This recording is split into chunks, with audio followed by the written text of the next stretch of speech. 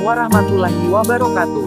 Selamat pagi anak-anak. Semoga Allah selalu memberikan rahmat dan nikmatnya pada kita semua. Selalu sehat ceria dan semangat dalam belajar.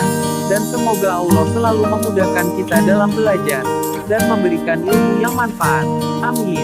Anak-anak, pagi ini Ustadz akan memberikan materi dan tugas pembelajaran fikih. Akan tetapi sebelum Ustadz memberikan tugas sekolah, Ustadz ingin tahu sudahkah anak-anak mengerjakan tugas-tugasnya di rumah pagi ini? Sudahkah pagi ini, anak-anak membersihkan dan merapikan tempat tidurnya sendiri? Sudahkah anak-anak mengerjakan sholat duha, membaca Asmaul Husna, dan mendoakan orang tuanya? Ingat, jangan sampai anak-anak di rumah hanya cuman malas-malasan saja. Karena itulah ladang pahala kita.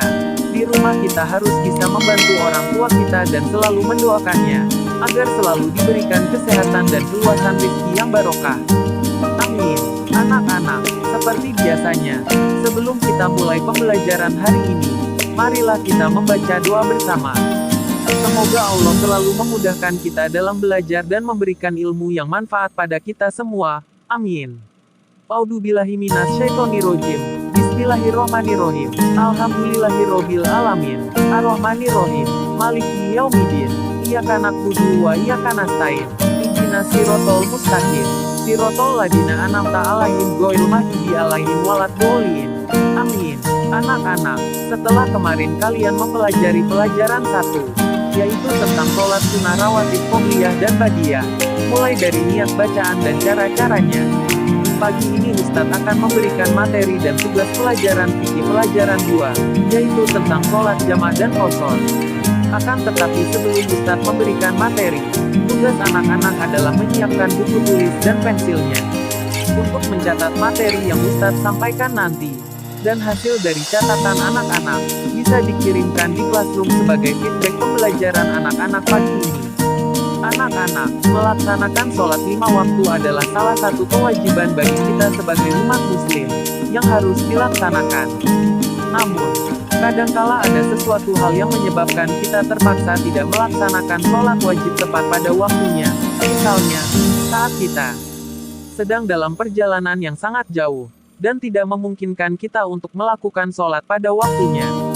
Anak-anak, ketentuan dari sholat jamaah dan qashar adalah, seringkali kita mengadakan perjalanan jauh sehingga kesulitan untuk melaksanakan sholat. Meskipun demikian, tidak ada alasan untuk kita tidak melaksanakan sholat fardu. Karena Islam tidak memberatkan. Kita bisa sholat dengan cara dijamaah, atau digabungkan, dan qashar atau diringkas. Hal ini merupakan rukhsah atau keringanan yang diberikan Allah, agar manusia tidak meninggalkan sholat fardu walau dalam keadaan apapun. Sebab Allah tidak menghendaki kesukaran pada hambanya. Anak-anak, sholat jamaah adalah sholat yang digabungkan.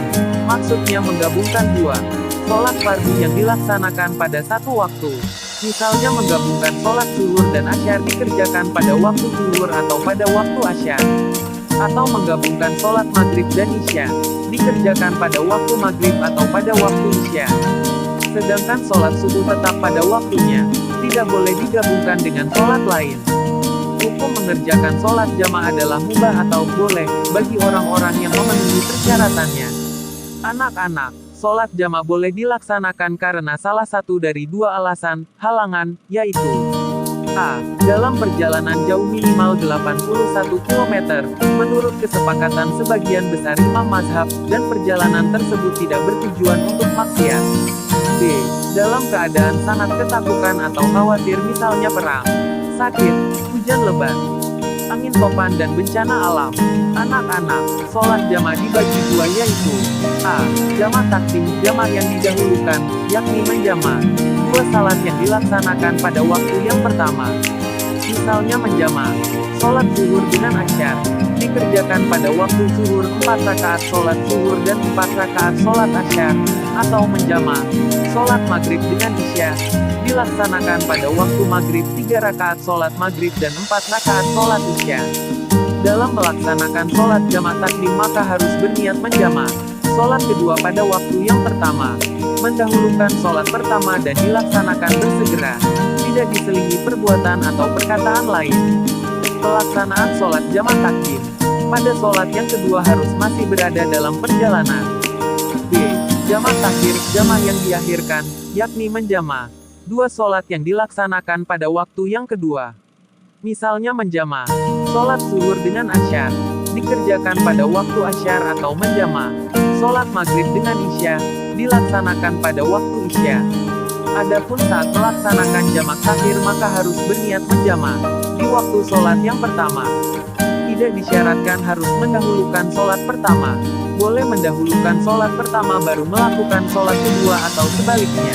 Pelaksanaan sholat jamak takhir pada sholat yang kedua harus masih berada dalam perjalanan. Anak-anak, mungkin hanya itu materi dan tugas pembelajaran fikih hari ini. Sampai di sini. Selamat belajar, tetap semangat, dan jangan lupa selalu menjaga kesehatan dan selalu mematuhi protokol kesehatan. Ustadz akhiri. Assalamualaikum warahmatullahi wabarakatuh.